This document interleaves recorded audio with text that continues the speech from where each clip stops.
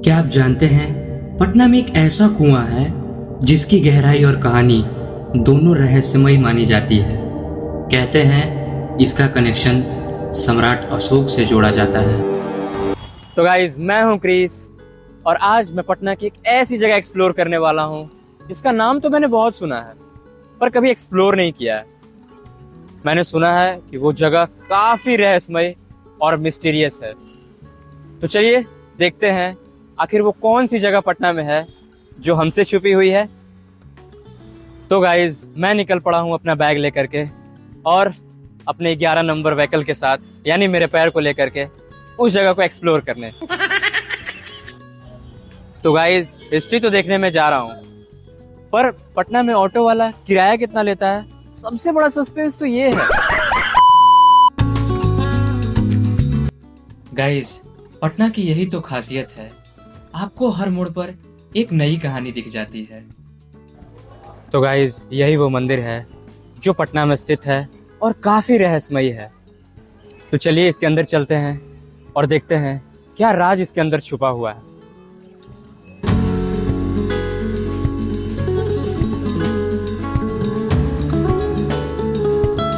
तो गाइज, यही वो कुआं है जिसे हम अगम कुआं के नाम से जानते हैं और सच में ये काफी मिस्टीरियस और काफी रहस्यमयी है। तो गाइज, मैं मिलवाता हूँ आपको एक ऐसे व्यक्ति से जो आपको इस कुएं के बारे में एक रहस्यमयी बात बताएंगे। तो भैया, क्या हुआ आपका नाम? अच्छा, एक मिनट में आपको जरा माइक दूं। तो आप बताइए क्या राज है इस कुएं का? यही राज है जो अशोक सम्राट, जो हमारे पूर्व ईसा के राजा थे, उन्होंने अपने भाई को, 99 भाई था उनका, अच्छा। उनका जो है सर काट के इसमें डाल दिया गया था। अच्छा, उनके 99 भाई थे। 99 भाई थे। आप 99 भाई को गूगल मत पे करके पूछ कर सकते हैं, गूगल भी कर सकते हैं। अच्छा, इसी कुएं में उन्होंने डाल दिया था। इसी कुएं में उन्होंने डाल दिया था। इसी कुएं के पानी से सुबह शाम जो माता का स्नान होता है, इसी कुएं के पानी से शुद्ध होता है। और माना जाता है कि जब किसी को चेचक या फिर कुछ हो जाता है तो इस कुएं के पानी से ही ठीक होता है, यहीं पर आना पड़ता है। अच्छा, आइए मैं आपको विस्तार से बताता हूँ, अच्छे से आराम से बैठ करके, कि आखिर क्यों ये पटना में इतना खास और इतना रहस्यमयी है। तो गाइस, सबसे पहले मैं आपको बताता हूँ कि अगम का मतलब क्या होता है। अगम का मतलब अथाह, यानी अनफैथमेबल, जिसकी गहराई नापी ना जा सके। गाइस, कहा जाता है कि ये कुआं राजा अशोक सम्राट से जुड़ा हुआ है। उन्होंने आज से 2000 साल पहले ये कुआं खुदवाया था। ये रहस्यमयी इसलिए है क्योंकि उस टाइम पे, अगर आप उस टाइम पे कोई कुआं खुदवाते तो वो 20 से 25 फीट पर वहां पर पानी मिल जाता, पर उस टाइम पे ये कुआं 105 फीट खुदवाया गया, जो कि काफी मिस्टीरियस है। पता है क्यों? क्योंकि उस टाइम पे 105 फीट खोदना आज से 2000 साल पहले ये इम्पॉसिबल था, इसीलिए इस कुएं को इतना रहस्यमयी कहा जाता है। गाइस, इस कुएं की सबसे खास बात बताऊं, चाहे कितना भी बड़ा सुखाड़ आ जाए पूरे इस एरिया में, या फिर कितनी भी बारिश हो जाए, इसका ना लेवल, जो पानी का लेवल होता है, वाटर लेवल, वो कभी ऊपर नीचे नहीं होता है ना? कितना क्रेजी। मतलब अगर कितना भी बरसात हो जाए, कितना भी बाढ़ आ जाए, क्योंकि बगल में ही हमारी गंगा जी बहती है यहाँ पे, लेकिन इस कुएं का वाटर लेवल जो है वो वही रह जाएगा। भले इसके बगल में जितने सारे जगह है उसका वाटर लेवल ऊपर हो जाए, लेकिन जो इसका, इस कुएं का वाटर लेवल है वो वही रहता है। और चाहे कितना भी बड़ा सुखाड़ आ जाए इस पूरे एरिया में, इस कुएं का वाटर लेवल बस एक फीट ही ऊपर नीचे होता है बस। गाइस, ये सच में बहुत क्रेजी है। और इतना ही नहीं, अभी और सुनिए। ये जो कुआं है मैं आपको दिखाता हूँ, ये देखो, ये है वो कुआं, ठीक है? मैं बताता हूँ आपको, ये कुआं है ना, इस कुएं का पानी मौसम के अनुसार अपना रंग बदलता है। And I was literally shocked guys, I was literally shocked. ये कुआं गर्मी में किसी और रंग का, बरसात में किसी और रंग का, और ठंड में किसी और रंग का रहता है। और इसी कुएं को ढूंढने के लिए मैं पटना में इस जगह पे आया हुआ हूँ। गाइज, इस कुएं का सबसे डिजास्टरेबल बात बताऊं, ये कुआं जैसे मैंने आपको बताया कि राजा अशोक सम्राट के थ्रू बनवाया गया था। ये आज से 2000 साल पहले। उस टाइम पे राजा अशोक सम्राट अपनी गद्दी पर बैठने के लिए उन्होंने अपने 99 भाइयों का वध करके, ऐसा लोग कहते हैं, 99 भाइयों का वध करके इसी कुएं में उन्होंने अपने भाइयों को गला कटवा करके और इसमें दफन करवा दिया था। और एक बात, इसे पता है अशोक द हेल भी कहा जाता है। क्यों? क्योंकि जो लोग उस टाइम पे कुछ गलती करते थे, जो अपराध करते थे, उन्हें अशोक सम्राट के जो सैनिक वगैरह रहते थे वो इसी में ला करके डाल देते थे और उनके ऊपर शायद कोई मेटल वगैरह का लिक्विड गर्म करके या फिर कैसे करके, मतलब उन्हें इसी में डाल करके मार दिया जाता था। ऐसा कुछ बात है इस कुएं का। तो गाइज, ऐसा कहा जाता है उस टाइम पे एक अंग्रेज थे, ठीक है, वो बे ऑफ बंगाल यानी हमारे बंगाल में वो अपने छड़ी शायद कुछ कर रहे थे और वो उस गंगा सागर में, वहाँ पे गंगा सागर, वो जो गंगा जी हमारी है, वहाँ पे वो गंगा सागर में वो छड़ी गिर गई, ठीक है। फिर बहुत ढूंढा गया उनकी छड़ी को, शायद वो छड़ी उनकी प्रीशियस थी, तो वो बहुत प्रीशियस छड़ी थी। तब उन्होंने ऐलान करवाया कि जो भी वो छड़ी ला करके देगा, मतलब वो उन्हें बहुत बड़ा रिवॉर्ड देंगे।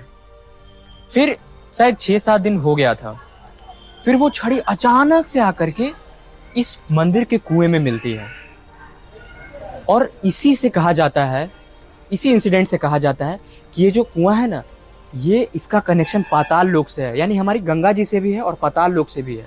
मतलब इसका डायरेक्ट कनेक्शन ये नीचे नीचे शायद कहीं से कनेक्ट होकर के हमारी गंगा जी में मिलता है। गंगा जी हमारी बगल में ही है, वहीं से इसका डायरेक्ट कनेक्शन है। और काफी लोग तो कहते हैं कि ये पाताल लोक से कनेक्टेड है। और गाइज, बस इतना ही नहीं, पता है ये कुआं 105 फीट गहरा है। ऐसा तो मतलब हमारे जो वाटर डिपार्टमेंट जो क्या बोलते हैं, मेजरमेंट करते हैं, उन्होंने कहा। पर लोगों का मान्यता ये भी है कि ये कुएं के नीचे और 9 कुएं हैं, ठीक है, 9 स्ट्रक्चर्स ऐसे कुएं के और नीचे हैं और उसी के तहखाने में अशोक सम्राट का पूरा खजाना रखा जाता था उस टाइम पे।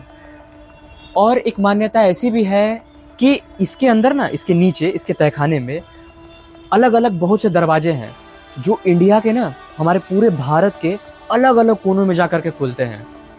गाइज, ये बात कितनी सच है ये तो मुझे नहीं पता, पर मैंने काफ़ी रिसर्च करके मैं यहाँ पे आया हूँ और मैं यहाँ लोगों से भी बात कर रहा हूँ और मुझे काफ़ी हद तक ये चीज़ें लोग यहाँ बता रहे हैं कि ये काफ़ी चीज़ें मिथ भी है और काफ़ी चीज़ें रियल भी है। और गाइज, अगर ये रियल हो रहा है तो जिस चीज़ में हमारे वैज्ञानिक फेल हो जाते हैं, शायद उसी को कहा जाता है ऐसे ऐसे स्ट्रक्चर्स। मतलब इनसेन यार। तो गाइज, ये मंदिर सिर्फ और ये कुआं सिर्फ इतिहास के लिए नहीं जाना जाता, ये अपनी आस्थाओं के लिए भी जाना जाता है।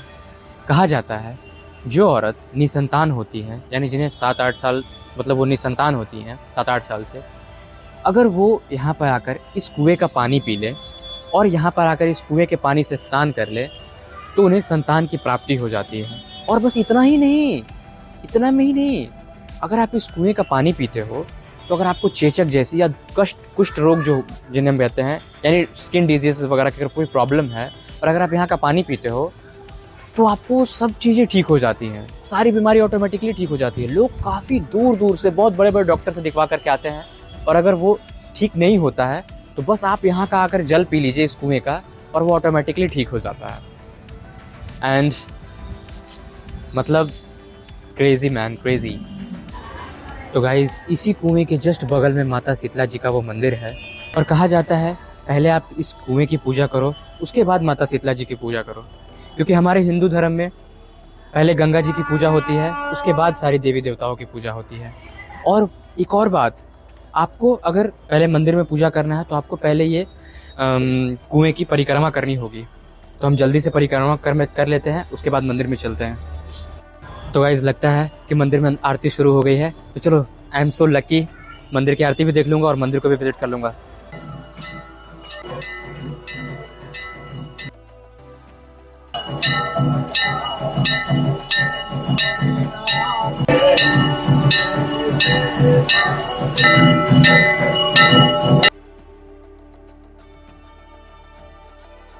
तो गाइज, माता शीतला को रोगों से रक्षा करने वाली देवी भी माना जाता है। खासकर चेचक जैसी बीमारियों से प्रोटेक्शन की मान्यता जुड़ी है।